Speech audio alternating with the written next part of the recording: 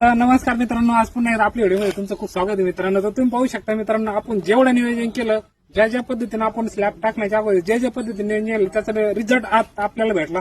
Result तुम्ही एकदम जबरदस्त पाहू शकता मित्रांनो. आता हे उन्हाळ्याचे दिवस आहे, गरमाटाचे दिवस आहे, त्यामुळे काय होतं माहिती का, आपण या दिवसात जर स्लॅब टाकला तर 1% आपल्या स्लॅबला स्क्रॅच जात राहतात, तडी जात राहते. तर आपल्या स्लॅबला तुम्ही पाहू शकता, पूर्ण स्लॅबला पहा आपण योग्य नियोजन आणि एकदम जबरदस्त पद्धतीने नियोजन केल्यामुळं तुम्ही पाहू शकता आपल्या स्लॅबला एक सुद्धा तडा गेलेला नाही.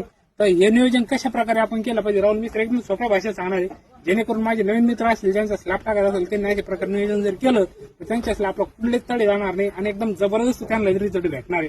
राहुल मिस्त्री नमस्कार. नमस्कार. तर राहुल मिस्त्री, आता प्रॉपर आपल्या मित्रांनी त्यांचे स्लॅब टाकण्याच्या वेळेस कशा पद्धतीने नियोजन केलं पाहिजे एकदम सोप्या भाषेत सांगा. ज्यावेळेस आपण स्लॅबचं नियोजन करणार आहे तर त्यावेळेस आपल्याला काळजी घेणं खूप गरजेचं आहे. बरोबर. जेणेकरून आपल्या स्लॅबला क्रॅश तडे जाऊ नये आणि तडे गेल्यामुळे लिकेज होतं ते होऊ नये, म्हणून त्याकरता काळजी अशी घेणं गरजेचं आहे.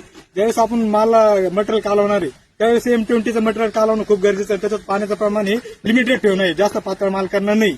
सर्वात त्याचं सगळ्यात जे महत्वाचं कारण असं ते तुम्ही ना कॉन्स्टमेट वापरणं खूप गरजेचं आहे. तुम्ही आता आपण ह्या पद्धतीने नियोजन करून स्लॅब भरलेला आहे, एवढा मोठा स्लॅब आहे पण कुठे 1 mm सुद्धा कुठे क्रॅश जायला नाही, जेणेकरून क्रॅश नाही गेल्यामुळे हा स्लॅब लीक होणार नाही, याची मजबूती वाढणार आहे आणि याचं आयुष्य वाढणार आहे. तर ठीक आहे मित्रांनो, राहुल मिस्त्री ज्या पद्धतीने सांगितलं की जे कॉन्स्टंट कंपनीचं जे केमिकल भेटलं त्याचा आपण इथं वापर केला होता आणि त्याचसोबत आपण खडीचं प्रमाण पण